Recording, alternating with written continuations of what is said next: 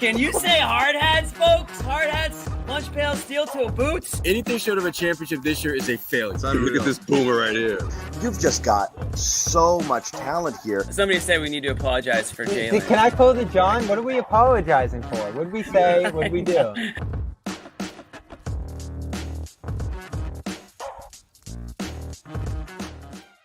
Welcome into the Garden Report. You were looking at Kristaps Porzingis working out on the off day, media availability prior to Game 5, which is going to be tomorrow night. John Zanis and Bobby Manning here, and Kristaps Porzingis did not speak to the media today. Take that for what you will. He walked around, kind of shot, kind of didn't do much. And for those hoping that Kristaps Porzingis may come and save the Celtics, not that they need saving, but may come and aid the Celtics in their quest for Banner 18, today may have given us a more definitive view or answer on what is going on with Kristaps. We'll talk about that. And here we are, Bobby Manning, John Zanis, Garden Report. Bobby and I were at the Garden. We'll be joined by Josue Pavone in a little bit. Happy Father's Day. Happy Father's Day to all those who celebrate, or you're celebrating your fathers or future fathers, whatever have you. Happy Father's Day to all out there. I hope for the dads you had a nice, relaxing day. And for those who aren't dads, I hope you honored yours in the most deserving way possible. But let's get into kind of what we're talking about today. And look, a lot's changed, right? Just in terms of vibes and perception over the last 24, 48 hours. It's tough to kind of rein it in, Bobby, like what we were thinking or feeling after that blowout, because it was like so unexpected, the Game 4 blowout. And I think a lot of people wrote it off quickly, like, okay, it happens, right? And I think over the last day or so, I've seen people really whip themselves into a bit of a frenzy. I'm seeing a lot of stuff online right now about how this is must win for the Celtics. They don't want to go back to Dallas, and then Game 7, blah, blah, blah. And we went from the Mavericks aren't on the Celtics level and this is an absolute blowout to holy shit, I'm starting to get worried. So where in between those two extremes are you right now? And I'm curious where the people in the chat are as well. I mean, realistically, you shouldn't worry about them losing this series at all. Because the lead is so substantial, and we'll compare it to last year. Obviously, a different matchup, Celtics Heat, different skill level on both sides relatively in that series. So you were in a good position as Boston to make that run coming off the 0-3 deficit. In this circumstance, it's a much different balance here where the Celtics have dominated this matchup. Now, things have changed. And what you don't want to do is mess around, because each night you mess around, and they certainly messed around and admitted as much today in a couple of different spots. You're putting yourself at extra risk of more things going wrong. And many things have gone wrong to this point. We were counting them all with Kevin O'Connor on our hit we did in Dallas to wrap Game 4, John. Dallas's role players got going. Porzingis, as you mentioned, they're probably out of the picture at this point. You're losing the non-Porzingis minutes in this series by 10 points per 100. So then just keep going down the line. Dallas has flexed its rebounding advantage on Boston. Now you have to contend with that if you're the Celtics. And the worst part to me is that every Dallas role player found some sort of confidence to build on going into Game 5 in that Game 4. Not that they're all going to have good games again, but if have to, of those guys who played well in that Game 4, that's a much different dynamic. And you said it yourself, John, every game from this point on is going to be much closer to 50-50. I know the line's pretty substantially in Boston's favor in Game 5, and I actually feel pretty good about Boston taking care of this business with a representative effort in Game 5, a seriousness that probably will get woken out of them by what happened in Game 4. But Dallas is still in a decent position to steal that game, given where both teams are at going into this one. And some stuff's going to have to change on that Boston side. Not a ton, but you're coming out of a game as the Celtics where you did nothing well. And so you're starting again, trying to get back to what you did early in the series. And the tough part is so much of what you did great early in this series stem from Porzingis' availability and his ability to just tilt the scale massively in Boston's favor in those games 1 and 2. So game 3 was tough, right? Game 4 was horrible. And so that's what you're looking at now in terms of the dynamic of the series, because Porzingis isn't going to save them. That's kind of what I said. So, I mean, after Porzingis got hurt, my thought, and again, thank you, Luis, longtime viewer of the show, and all of you out there, spending, a piece of your Sunday and piece of your Father's Day with us today. We do appreciate it.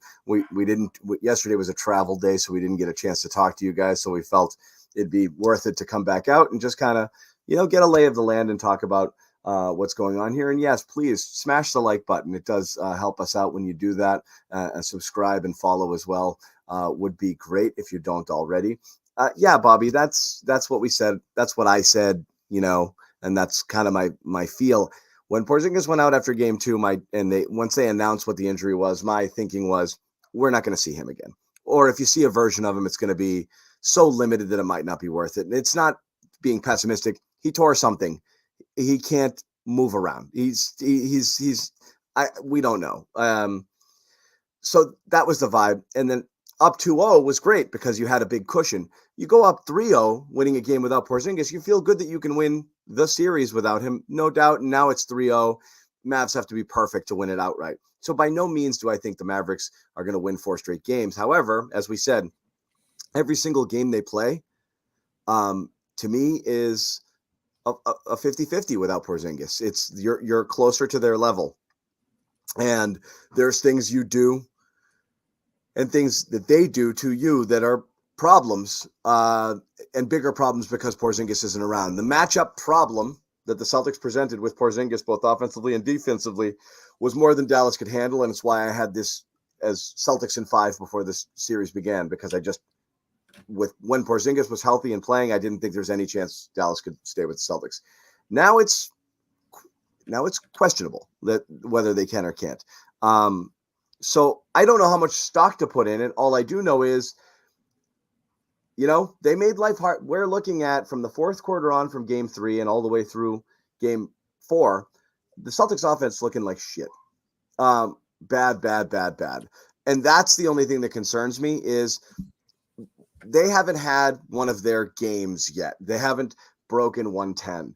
They haven't gone out and been lights out. Jason Tatum is still shooting like crap. They haven't had a 40+% from 3 game. I think that's coming. I think that could be coming in game 5, but it hasn't happened yet. So you do want to start thinking how much of it is the Mavericks doing that to them, that they're not able to just catch fire and take off and have their offense be the way it was. I mean, this is, again, historically one of the greatest offenses, statistically speaking, ever. And they haven't gone off for one of their 120+ games yet. So you're wondering if that's right around the corner, or it's something that, they might not be able to get there, and maybe not get there without Porzingis. So I do start to worry there that if they don't have a balls out defensive effort, the offense might not be able to carry them as it had so many times this year. And again, I'm talking game by game. I still find it highly unlikely that the Mavericks can whip off 4 straight, because you're talking about being perfect and the Celtics never having, a great offensive game, which they've yet to. But, that's game by game. That's my general feeling here, is that's my concern as you enter each game. Yeah, and they went so cold offensively in that game 4, which Joe Mazzulla talked about today, impacting their defense. I know Sam Hauser said today they didn't reach an appropriate level, or the level they're capable of on defense individually, and that was another thing that went against Boston in that game. Those individual efforts you were getting on Luka and Kyrie waned in a big way there, and those two both broke loose for big games there. So that's a real strength you had over Dallas, is that you could defend them one-on-one. Now there's some level of doubt over whether you're able to do that. You were able to ignore many guys on that Dallas side, including Derek Lively in the corner. You wouldn't even given a second thought about leaving him there. And all of a sudden he hits a 3. And then today at practice, you just saw him hitting 3 after 3 after 3. Is that a dynamic now? Is that a possibility in this series that he could take another one of those, or maybe 2 in a game here or there? Kidd talked a little bit about getting away from some of the triple teaming that they're doing on Tatum and other guys to pack that lane. So they're defending a little more straight up and had some success with that. Took away Boston's passing game. a little bit there, forced some turnovers. And Tatum and Brown were terrible in that game. So does Terrible. that carry over? Is there any pressure to playing in front of that Boston crowd that's raring to win the championship and is just going to be going bonkers all night? The one thing that makes you feel a little bit better is they're obviously past that point and that mindset going into Friday night that we're doing it tonight, because it was so obvious that it was going to happen that night to them, and they were getting ready to celebrate, and they were getting ready to do the Kristaps thing that we talked about, and I'm sure they had the places all booked out ready to celebrate in Dallas. Today felt a little bit more back to basketball, and that's what it needs to be, right? Because when the Celtics put the emphasis on the details that they need to, and they execute at the level that they need to, and there's that level of focus, it's going to look completely different. You're just left wondering how much of what Dallas did will continue and matter coming out of that game. Because, yes, the Celtics didn't show up, but I do think Dallas did a lot of good stuff there. They got a lot of good individual efforts. So many guys woke up there that you expected to impact the series the way they did in that game 4. I think of Gafford 6 straight points and blocking Tatum. That's the kind of defensive presence he had during their run. Lively, who was so bad early in this series, had that kind of energy and impact on that game. Washington shot 2 or 3 from 3. That's what he was doing for them. So do those guys keep giving you stuff? If they do, it's an even game going into game 5. More so, and that's where you get back to crunch time and all the rest. Among the things I liked that Dallas did, I thought I found it really interesting that Gafford got subbed out so quickly for Lively in the first quarter. I mean, that was like 2.5 minutes or something, which is, I don't know if it was by design or instantly they just didn't like the coverage Gafford was getting, because the Celtics have exploited him trying to kind of play that one-man zone, right, where he's just staying down there and he's trying to get out to the shooter. And with good ball reversals, and he got caught a lot of times in that last game. You saw whether it was someone off a screen sealing their opponent and getting a layup inside as Gafford did cheat to the corner, or not getting to the corner quick enough and a very good ball reversal, getting out to an open shooter. And they did have him, he did struggle kind of figuring out where to go, and they were getting a lot of good looks both inside and out. Lively was anticipating better and covering a lot more ground than Gafford was. And that closed things off a bit, where the driving lanes weren't there because he was where he needed to be, and they weren't able to get it out to open shooters because he was anticipating better. And I thought that was a little bit of a change just in terms of the way Dallas played their defense there. Other than that, yeah, the guys hit the shots. That to me, I find less sustainable, Bobby, because we were talking about this a little bit off the air last game and maybe a little bit on the show. Sure, like those guys got hot, and some people might say like, oh, geez, well, now that they, you've got better games out of Hardy and Exum, and, Washington hit some threes and even Lively hits one. Does that wake them up? And even Jesus, everybody was freaking out over Hardaway hitting garbage time threes.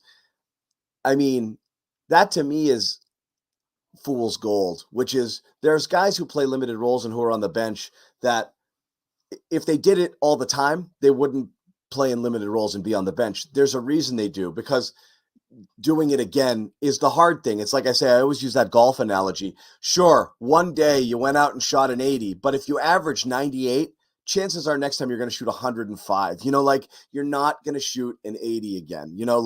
It's just not you. That's not who you are. You're the guy who averages, 98 to 102 every time you go out and play. That's who those guys are, or a lot of them. Otherwise, they'd be starting and scoring 15, 18 points a game. That's not who they are. So, yeah, could they repeat it? Sure. Will they do it on the road with the pressure of going home? I wouldn't bet on it. So that bothers me less. It's really whether the Celtics can I'm not worried about Dallas and those guys. It's whether the Celtics can unlock their offense against this team. Oh, you're muted, Bobby. Sorry. The one thing I look at with the shot making there that you mentioned is the fact that they left so many of those guys wide open in those spots prior to that game. And we're pulling up the numbers now in terms of wide open. Dante Exum 2 or 3. Kleber hit an open three. Lively hit that wide open three in the corner. Good, but I So want to give those are Kleber shots. and Lively those shots. I want to give Kleber, I will live with open shots from Kleber, Lively, Jones all day long. Exum's proven he can hit them, but again, anything that isn't but from Kyrie and Luka is fine. Washington, obviously, you want to defend a little bit better. I think you're conceding those above the break threes to those guys. Absolutely. Like, that's something that they're going to give up. I dare them to get hot again. And if they do, you say, well, they got hot again. Yeah, there's just the possibility that continues when they're Of wide course, open, and that's but there's when you're also the going to start to possibility get that put in a bind. yeah, but I mean, there's a possibility that Derek White has one of his 8 3-pointer games too. You know what I mean? It's like I'd bet on Hauser and White and even Tatum and Horford coming alive from three much more than I would bet on those guys. Yeah, for sure. I'm just And not I'm worried looking. about Kleber and Jones and Exum. I'm just not when the answer is guys you're that are struggling to get into your rotation. Like if Pritchard had a good game, I wouldn't be saying like Pritchard is the answer to the next game. It's just not how it works for me. Like that's how I view it. Yeah, for sure. And that's not going to be what dictates his success when Doncic is on the ball as much as he is and he has to do as much as he does. A lot of it's going to be him carrying them the way he did in game 3. But effect of him doing that is other guys getting freed up to do some stuff. And they don't need to do much because he can do so much of that heavy lifting.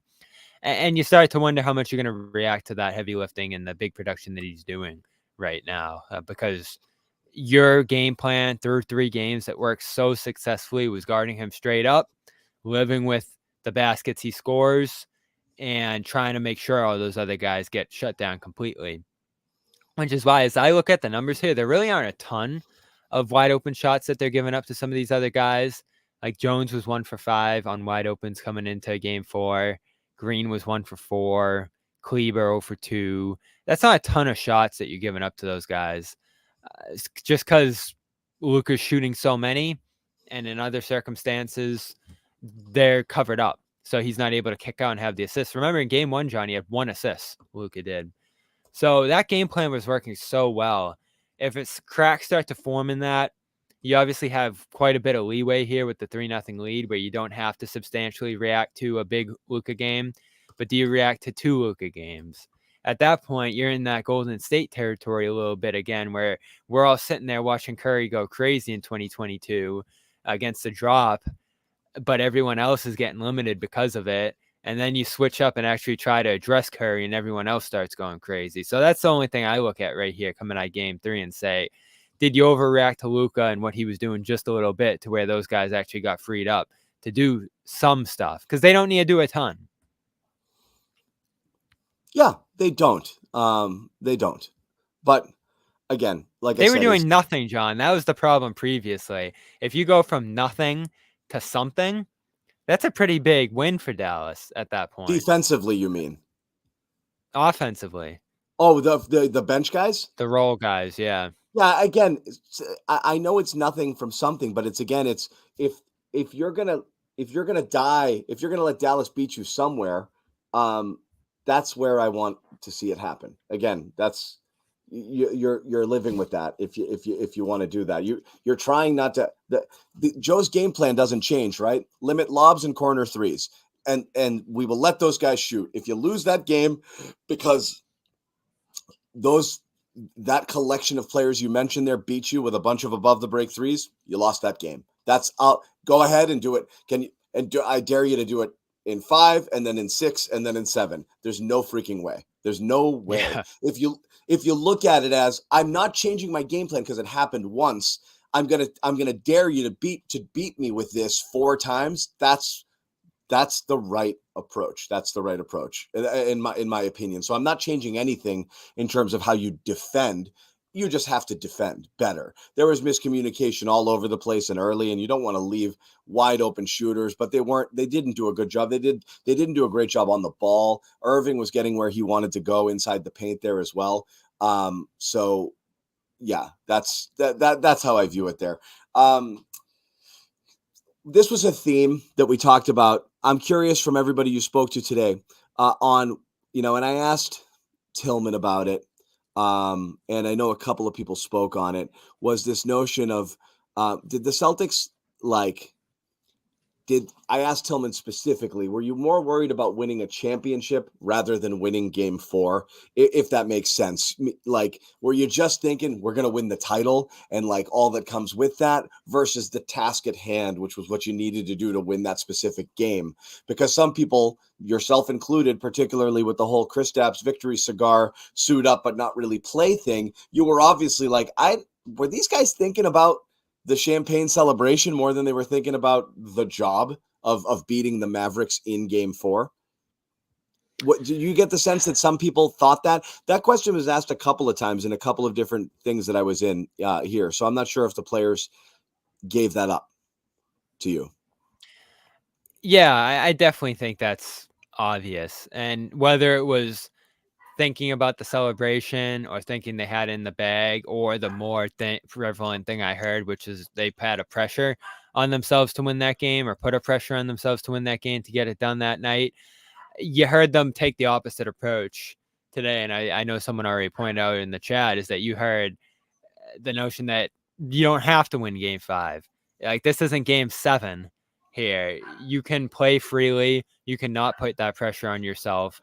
And if you fall short or you lose a tough one, you still have game 6 at that point. And if you lose that one, you still have game 7. So it seemed like the mindset that they were talking about as players is that the series isn't going to get decided on Monday. You just have to show up and play your game. And if you lose, you lose. You still have another chance at that point. Whereas in game 4, I think they felt like they played it with a do or die kind of pressure. And that pressure just weighed too much on them. And I'm sure it's different for every guy, right? Like, I'm sure there's some guys in that room who are like, we got this. And other guys, and Joe especially, who are like, we haven't won anything yet. This is the game right here. Boom, boom, boom. Details, all that stuff. Because Joe was in that right mindset, obviously, right? And then I'm sure there's some guys in there who It was our fault, felt a little Bobby. too much pressure. It was our fault. Well, I mean, we're allowed to think that way, but they can't. Exactly. What do you guys want? Us to be confident or think that they're going to blow a 3-0 lead? I'm curious. Again, it absolutely looked like I'm still sitting here talking like the series is over, and I'm going to continue to. most if I sit people there- are, but fear has crept in somewhat, and people are looking for people to blame. And so, yeah, sure, yeah, it was the media's fault. I don't think you should be fearful at all until they lose tomorrow, and then the panic meter can go up to red.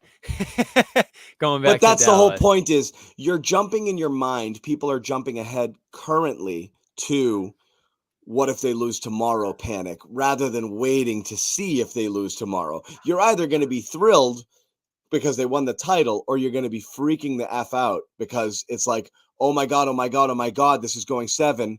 And that's going to happen to some people. There's no question about it. So, I get it, but everyone jumps. Someone's asking in the chat here, John, do you like them saying however long it takes, it's not all about Monday?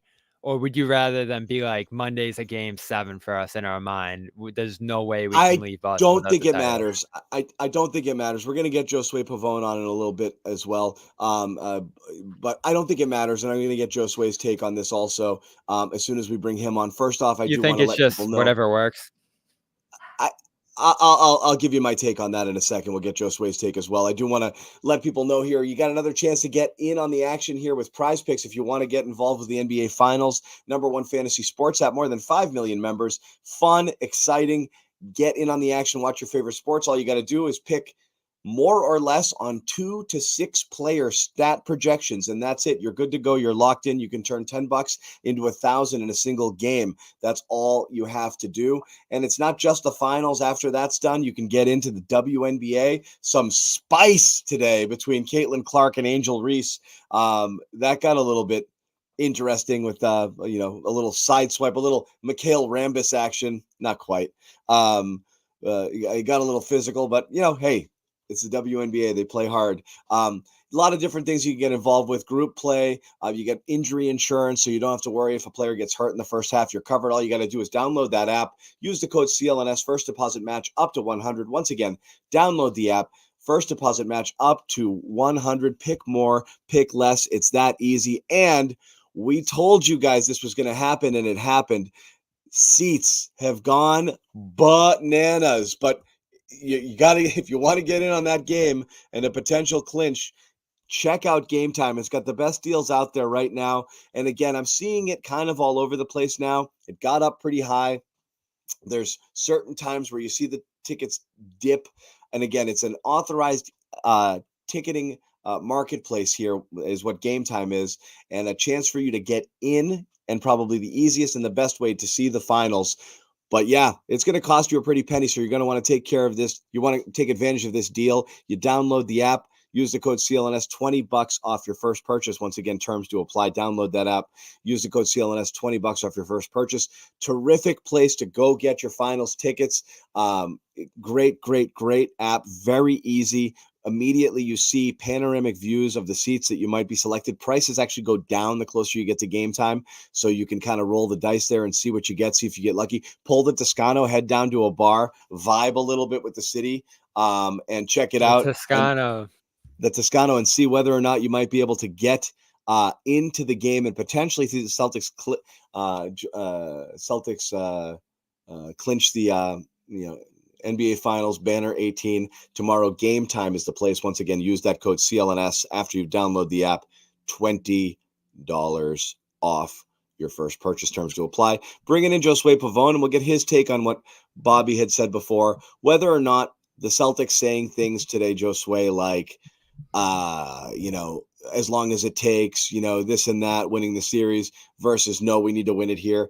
I don't think it matters. I'll flip it to you, Bobby. If they said we've got to win Game 5, that's almost panic-inducing. That to me gives off the vibe that they'd be extremely worried if they didn't win Game 5, thinking that was a must-win. You're up 3-0 or 3-1. You have to take the long view in my eyes, but maybe some people feel differently about it. But to me, we're here to win 4 games in a series. We want to win every game, but if you start admitting that this one is a huge one because you definitely don't want to go back to Dallas for Game 6 and then have to return here for Game 7, you're almost conceding that you're panicked. I don't know your thoughts, Josue. Yeah, I'm kind of on the same boat, man. I just think it's one of those, it doesn't really matter, but if you act like you're really scared about going back, then it paints that you're nervous. It paints that you have something to be afraid of. But at the same time, I can see why Celtics fans don't like it, but I don't think it really matters. I don't think we'll look back if they were to lose tomorrow. I don't think we would look back and say, "Oh, well, look at the way they were talking beforehand. Their head weren't in the game. They were thinking this thing's going to go 7, or they didn't take care of business." They know what they need to do, and they've had enough experience to know that this thing could blow up in your face if you don't take care of business Monday night. But at the same time, I don't want to hear them say that either. So yeah, I'm with you, John. It's one of those things where it's like, if you say you're really afraid to go back, then you kind of sounds like you're afraid, you're scared to have to go, that you're not confident enough to go back in Dallas and win it. But at the same time, I think they know that this is your best shot. Get it done. And these guys, the Dallas Mavericks, are the ones with their backs against the wall. Yeah, that's where I'm at, Bobby. I don't know. I don't know, Bobby, if you see it differently. I'm not super concerned, but I think it's natural. Right, it's going to be how they play, of course. But what's natural right now is what's happening is, again, people are nervous. I think it was the manner in which they lost Game 4 that freaked people out, because if you drop a close one, you'd be like, well, it's on the road. It happens, whatever. I do it again. But when you get your ass kicked, that you remember that a little bit. And I think it's in people like, I didn't think Dallas could do that to us, is how people are feeling. And knowing that they could and did changes your vibe a little. Like, I didn't think they had that in them. Yeah, but don't you think Joe likes that, though? I feel like Joe likes that they lost by that much. Like, see how bad it can get when you don't do what you're supposed to do. You know what I mean? It's like the classic line when he said, right when you think you're about to knock somebody out is usually when you get punched or something like that. Choked out. Yeah, exactly. Here's the thing. I'd feel bad. I'd feel worse if the Celtics didn't play like such ass and miss so many shots. But would you have pulled your starters that early, though? I'm not against it, but I'm just asking. Yeah. Right? My one concern heading into the game was Horford playing his first game of the series with only a single day's rest and holding up, and the load that he has to play. Not blaming the game on Horford by any means, but I was already a little bit worried there, and their bigs definitely were more impactful in this game. And whether it was Horford or some of the other guys that had gotten away switching on to Kyrie and Luka weren't as successful this game. I do think with 2 days off, you're getting fresh Celtics plus the home crowd plus just law of averages in terms of getting the shooting variance to kind of tilt in your favor and have one of those types of games. If it's going to happen, I feel like game 5 is a pretty good spot. You don't want to rely entirely on, well, let's hope the shots fall. But honestly, like that, you don't have to hope with this team. Over a long, Joe Mazzulla's game plan in terms of, the math that he uses and what he wants to see happen works over a long timeline, but it doesn't work every game. And when it's not working, people are like, all they're doing is jacking threes. They had to jack threes last game. They had to hope that it eventually turned in their favor to have any chance of getting back. And shit just snowballed because everyone was trying to do it all by themselves. And they weren't getting quality looks. They weren't working hard enough to get them, and everything got away from them. I want them to absolutely go out there and shoot 50 threes tomorrow. Yeah, and they're going to. They're going to. Part of how they're going to try to navigate the lack of paint touches they have. But they did a bad job getting there in the last game. I think they only had like 26 points in the paint. There wasn't that urgency to get inside. And that's a big part of what made me feel like Tatum could become the MVP before that game is how consistently he got there. You saw the drives go way, way up. You saw him make that attempt every play to get inside and kick out, and that's what is having him average 6+ assists per game, as you see there. So to see that come to an end tells me more than anything else that this was an effort issue. This was an attention to detail issue on the boards where they got killed for the first time there. Things happened in that game that didn't happen earlier in the series when the Celtics paid a substantive level of attention to the things that they need to do, as Josue said there. The problem to me is that it happened at that level where no one did anything right in that game. And they were so caught off guard or unprepared or whatever it was that's the result that happened. And it's a similar circumstance here, right? There'll still be that pressure to win it all. There'll be the crowd pressure. That crowd's going to be rocking. They're going to be expecting the championship to happen on Monday. That pressure on Boston isn't changing, and it only builds with every extra game they play now. So if that's what impacted them or that's what got them out of sync mentally there, it's almost fitting that, again, they're going to win this series, but it would be pretty fitting for as frustrating as these guys have been. Yeah, and they're going to win this series, he said, as he took a drink from his whiskey. That's the thing, John. Wouldn't it be so Celtics, so Tatum and Brown era to take it for to them 7? For them to win the championship by the skin of their teeth in 7 games after being up 3-0? Hey, that's last year's I'm not team, going man. there. This is a different team. They reminded No, of but the old Celtics pop out every year. so often, Josue, right? Yeah, that's true. So I'm not going the there. worst I timing. think they get it done Monday, but man, things are a little different, Josue. Porzingis isn't here. You need those Tillman minutes. I know, Bobby, but I just don't. I don't trust those other guys from Dallas, right? Well, the ones that are gonna have to pretty much duplicate what they did, and that includes Kyrie Irving. And not to call him another guy, but let's face it, he's not the same player that we saw in Dallas when he's in TD Garden. He hasn't been since he left, pretty much, or stomped on the logo, whichever side, or you think, whatever the reason may be. Clearly, these fans get to him, and he can't focus. And even in a potential elimination game, I don't know if we get a better version of what we've seen in Kyrie in Boston. I'm not quite sure. That's a big one. I predict so bad. I predict he'll play better than what we saw in games 1 and 2. But is that enough? Like, Dallas needs a lot out of him. Pretty much what he did in game 4, which was his best game of the series. Is Kyrie ready for Boston, John? It didn't sound like it today. Especially efficient Well, Kyrie. That was efficient Kyrie in Game 4. We'll get into Kyrie because I do want to get to that. The Oh, I other didn't miss thing the Kyrie segment. All right, cool. no, we haven't done Kyrie and we haven't fully done Kristaps because I do think it's important because we do want to kind of discuss it. There were some vibes about, okay, are they being cautious or coy? Did he dress up as a human victory cigar just to go out there, walk around the court if they clinched in Dallas? Did he dress up because why not? Doesn't matter. And they were never going to play him up 3-0 because they felt like, oh, what's the need here? We'll put him in later in the series as we need to. My contention has always been. Adam Himmelsbach tried to get him to talk today, and Yeah, he was willing I to, saw that. but wasn't allowed to. Yeah, was that a one-on-one, or was there other people around him when he asked? Or did he walk out thinking he was at the podium and realized he wasn't, and then they shut him down? Option C. it wasn't clear from the tweet.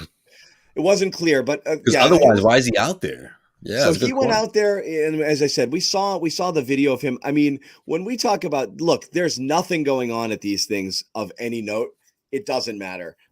This is what we see is nothing. They're not going through a workout. And honestly, even Joe's called these things walkthroughs. They're not practicing hard. But Porzingis was out there shooting shots over the backboard, and just messing around. Really didn't move at all. And it's fine. There's a bunch of Tatum was just stretching. It's not a big deal if he weren't injured. There's people dancing out there, but yeah. Yeah, there's people. This is not anything that he was doing, but he's still smiling. He's still in good spirits. But the question was, is there any chance that he plays? And that the plan was they'll play him when they need him. And I asked Avery Tillman, a couple questions about it today. I was talking, over at his podium, and here's what he had to say. I don't know. I mean, when we go through our practice and stuff like that, he's doing some stuff, but you could still tell that he's very uncomfortable. So, like I said, we don't want to put him in any type of situation that could really, really hurt him, Do you see improvement as each day goes on, or it's still kind of a tough thing? Yeah, it's been pretty much the same. I'm not a trainer either, so yeah, I don't really know. He's like, shit, maybe I shouldn't say that, but so Tillman kind of gave away a lot. He looks bad. He doesn't look comfortable. I don't know that he should have said that. I wasn't fishing for tell me he looks bad. I honestly thought the answer would be yeah, he looks better every day. Yeah, he's working hard to get boilerplate. He's looking hard to get out there. Right. Instead, it was he's very uncomfortable. And I think that's the reality. Is he's not. I don't think it's a rest. I don't think he gets better. This thing needs surgery. It's not going to be better without it. He's going to feel this way. Maybe they shoot it up and he tries to play a little bit, but I'd be stunned. I really do believe anyone holding out hope should not hope it. And again, guys, you got to stop with the everyone's got to stop with the gamesmanship thing. I don't think it's in their plans to play Porzingis. So I don't want to do this again, John. Very pleasantly surprised if he plays. And if they got us and he goes out and plays, I'll apology cam it again. I promise. You've got it. I'm not being negative. I think he needs surgery. I'm thinking the same, John. I'm thinking a Game 7 scenario is the only way. I don't think he wanted or needed. I don't think he can possibly be effective. And I think it might be a distraction. You might want to put it out of your mind completely, the idea of Porzingis playing, and just beat him with the guys that you have, which again should be enough. Yeah, and I don't want to go there again, but if it's medical and he can't play, why is he questionable? Don't put him in street clothes, Bobby. Well, Bobby, I mean, geez, we had, what's his name? Jared Allen was questionable for 7 straight games, and he was out to play.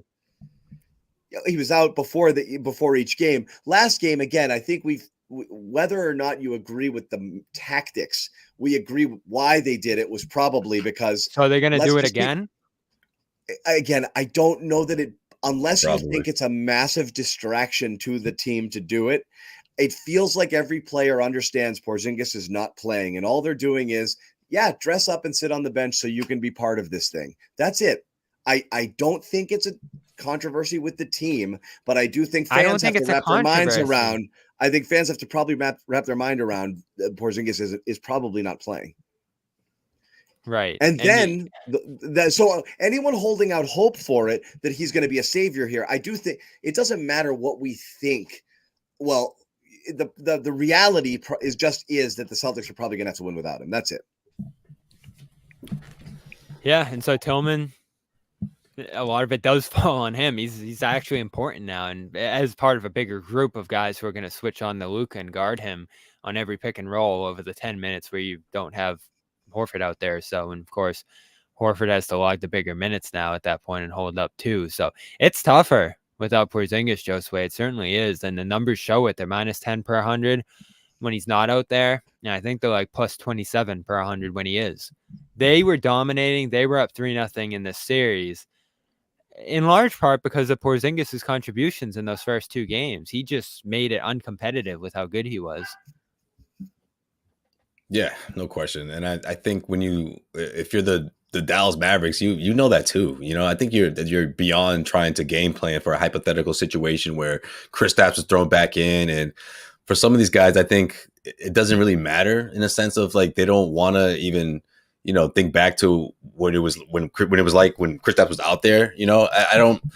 I think we're so deep in the series that both teams sort of know what's up. And again, like I said before, when Joe was as transparent as he was, I think that's what really spoke volumes to me, because that type of stuff he doesn't ever say. And for him to call it a serious injury, I think says a lot. And then of course the caveat of, yes, he's active, but it was like, oh, okay, so that's where he's at. But look, the Celtics, Tillman, I mean, they don't have. They're not in a situation like the Dallas Mavericks where Joe Mazzulla has to go deep into his bench and play guys. Like they have enough to get this done.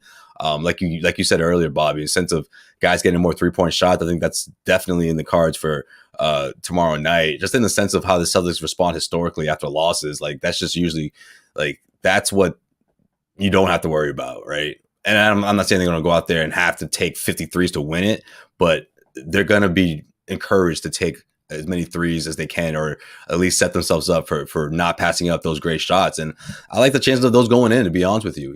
Guys like Derek White, Drew Holiday, I think they bounced back from what we saw in Game 4. But yeah, in terms of the front court, I think we see the same in what we saw in Game 4, in the sense of Tillman being slotted in there, getting his stints. Hopefully he can give these guys some extra muscle off the bench. But yeah, I mean, Al's going to be in a big spot here, but I think he's ready for it. I think he's confident. I think he knows that the opportunity that he has right here to get this done in Boston, being the starting center, I think is pretty cool, man, for someone who's 38 years old and has been impactful as much as Al's been. So it would be a great way to finish things off for sure.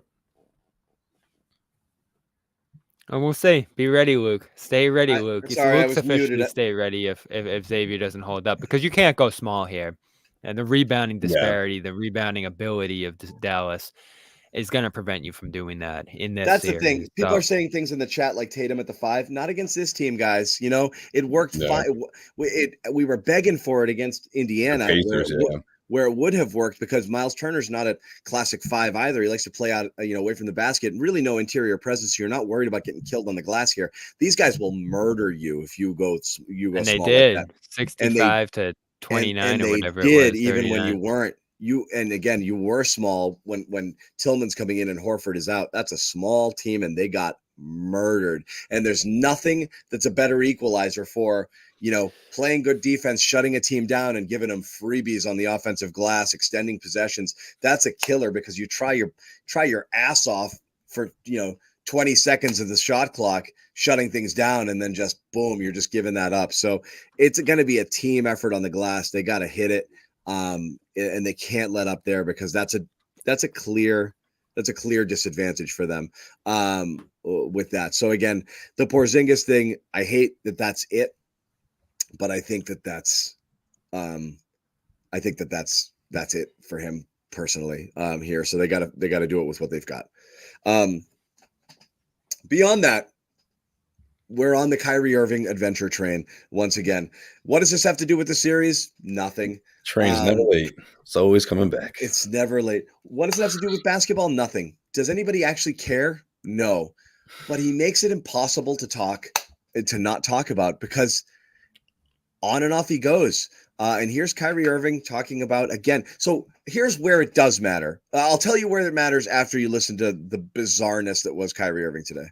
Championship pedigree here. They've shown it for years. They're one of the most About playing in franchise Boston, in all having sports. played in Boston. So you have to show your respects here, and I think that's what I struggled with initially, was figuring out how I'm going to be a great player here while winning championships, while also leading a team, and selflessly joining the Celtics organization or the cult that they have here. And that's what they expect you to do as a player. They expect you to seamlessly buy into the Celtics pride, buy into everything Celtics, and if you don't, then you'll be outed. And I'm one of the people that's on the outs. That's every organization. I'm perfectly fine with that. You know what I mean? I did it to myself. They don't welcome me in with warm embrace, even though I know a lot of people in the organization, and my friends still here, some of them. But yeah, it was just a doing to myself, and that's what I was talking about in terms of accepting the choices. But looking back on it, definitely would have showed my respect and had more of a counsel around me from some of the Boston Celtics that came before me to explain what the pressure is like. So if any player is coming here or getting drafted here or thinking about coming here free agency or getting traded here, I just think do your homework and make sure you know what you're getting yourself into. That's something I could offer. Oh my God, it's freaking exhausting. He didn't buy into the cult of Celtics basketball. Like, can you try any harder to take any responsibility? Dude, everybody knew you were a weirdo. People didn't even give a crap about the flat earth shit. If you stayed and played well, you formed a coup. You left with somebody else. You formed a super team elsewhere after saying you were going to sign, and then you tanked in the playoffs. But he never talked about that, John. That's what drives me He's crazy. addressing everything except that. All the Exactly. You absolutely mailed it in the playoffs because you knew you were out of here, and everybody is furious over that. And you pissed all over the up-and-coming stars and messed with their heads by not being a good leader. Everyone hated what you did to what was left, not you. So he'll never get it, and that's fine. I don't care. I don't need to be right or have Kyrie Irving to think that we're right about how things ended here. It doesn't matter to me. What does matter is this insufferable bullshit means he's constantly thinking about this and Boston, and he's sucked here, and he sucked in games 1 and 2, and you're wondering whether or not he's incapable of keeping this shit out of his head when he plays games in the TD Garden, and he might be. Especially because of how poorly he's played. You look at 6 for 19 in game 1, 7 for 18 in game 2. The numbers aren't good here. 4-13, 2022 in that first round series, 12 of 20 in that first game. But, the middle fingers are flying and going back and forth with guys. And that's still happening in the series, not as notably. Yeah, the only thing, good point, George. The only thing he's ever taken responsibility or credit for about his time here is the Jays' growth. He's proud of that. He's proud of the role he played in their development. But that's it. I just love how he never talks about the big why, which is the situation in Brooklyn, which is teaming up with Durant, his buddy, and getting another super team going. Just say that. It failed over there too. It's okay. You don't have to explain that part, but that was a big reason why you left. And at the end of the day, that's what Celtics fans soured over, obviously the promise and the fact that you just left, and look, wherever you are on that side of the conversation, okay, that's neither here or there at this point. It was freaking 7 years ago, whatever.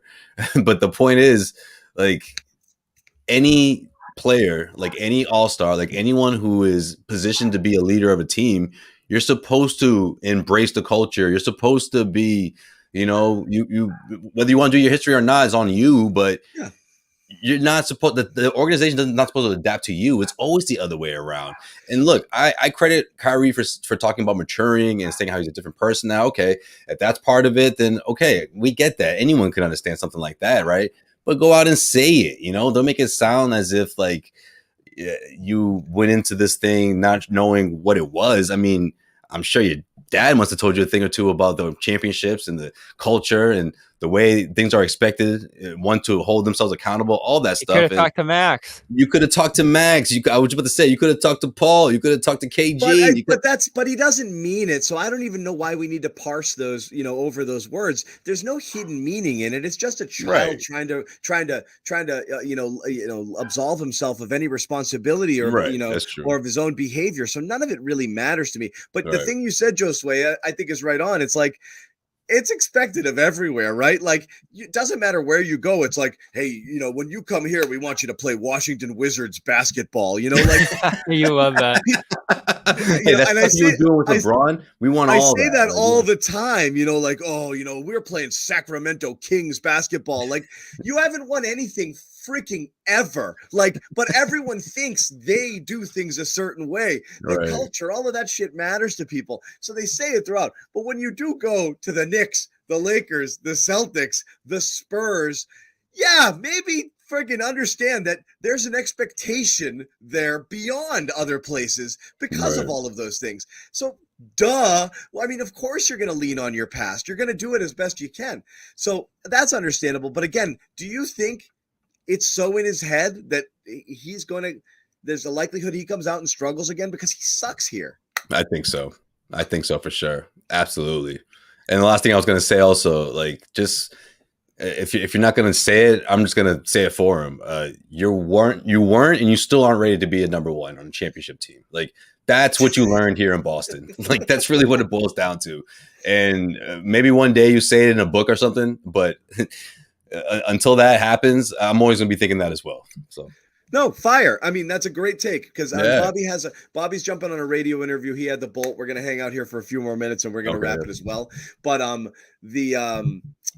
that's 100% right. That's the irony of all of these things, right? You go somewhere you want to be the man. You realize it's really lonely as the man and you can't do it all by yourself. So you go and try to team up with superstars again. When you go and form a super team with freaking Durant and Harden, where do you think you fall in that pecking order? 3, my man, and not even a question at that point. And then, you end up on another team which has freaking Luka, who's no worse than the second best player in basketball. You're second fiddle again. All of these guys do it. They always go places where there's other people because the NBA isn't built on a lone superstar league anymore. You want to sit here and argue on the Tatum versus Brown 1 versus 1A shit. That's fine.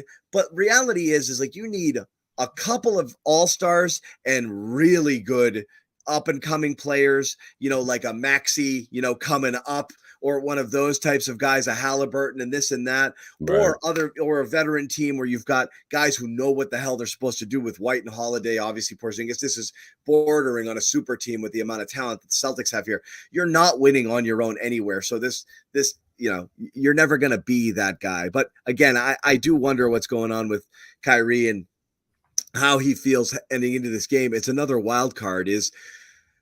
We said this before, right?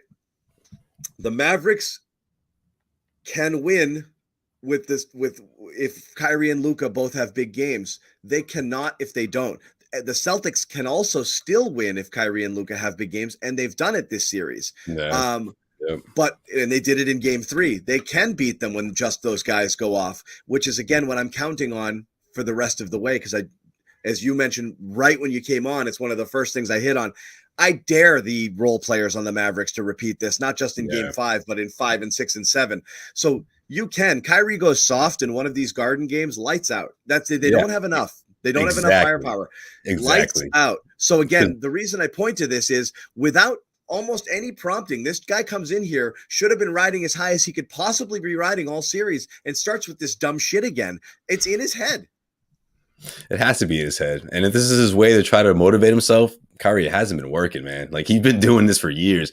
And if TD Garden takes it a step further and playing these quotes or a video clip from what you said today, it's going to get everyone even more fired up and ready to go. And that's the thing, man. Like, guys like Lively and Gafford, man, they had tremendous performances in game 4, right? It's exactly the kind of type of play that these guys really need on a night-to-night basis throughout the series to be competitive, to even keep up with the Celtics.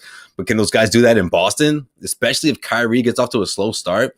That's a huge ask, That's a huge ask for guys who already were just like stunned in game one. It took them a little bit to adapt. And then as soon as they sort of somewhat found some comfort, they went back to Dallas, or they went off to Dallas. Now they're back in Boston. And honestly, man, if it's a slow start for Kyrie in that first half, it's going to be, it wouldn't shock me if it's the same thing for those guys, and it carries over, you know? Yeah. I do wonder how that's going to, he has to have a humongous start. Honestly, like I think it's that important for these guys and their momentum. Yeah, it is. It is. And I do think, you know, we talked about whether Joe liked the result. I don't think so. I think Joe was definitely taken aback by the loss. You could tell in the tone of his press conference today. He was, you know, Washburn asked him a question that gets swatted 10 rows deep after, you know, under normal circumstances. And he answered it straight up. He did it straight up. Yeah, that's true. I'm done messing around. But I do think he is, I think he feels good and confident that his guys got a message that was freaking embarrassing, you know? So I do think that I don't think every single Celtics player can have the worst game of the playoffs all at once again. And so that's why I feel a little bit better here. And I don't know that the Mavericks can repeat the performance they got in game 5. So I feel good about it still in game 5, but you're right. We're going to be smashed. As much as I want you guys to smash the like button, we're going to be smashing the panic button if they lose game 5. Game 6, oh man, yeah. That's not good. Look, one way or the other, CLNS is with you all the way.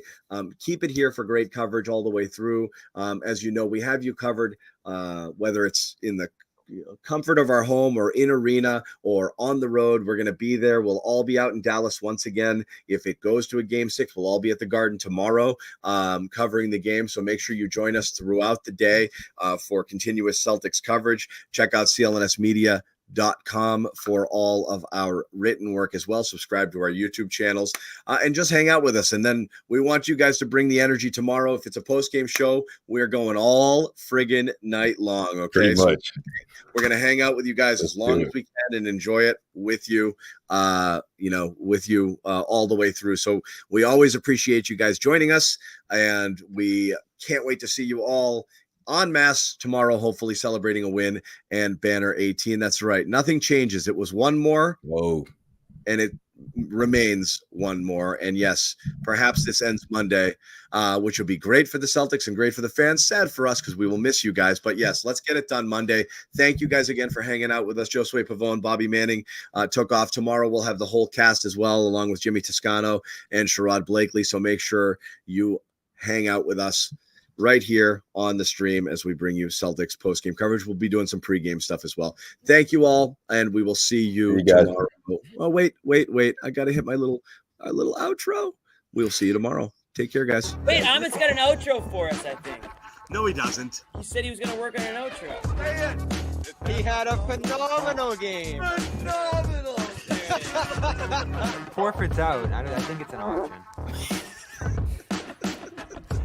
That did not sound like a chair. It was a freaking chair. It does sound like a chair.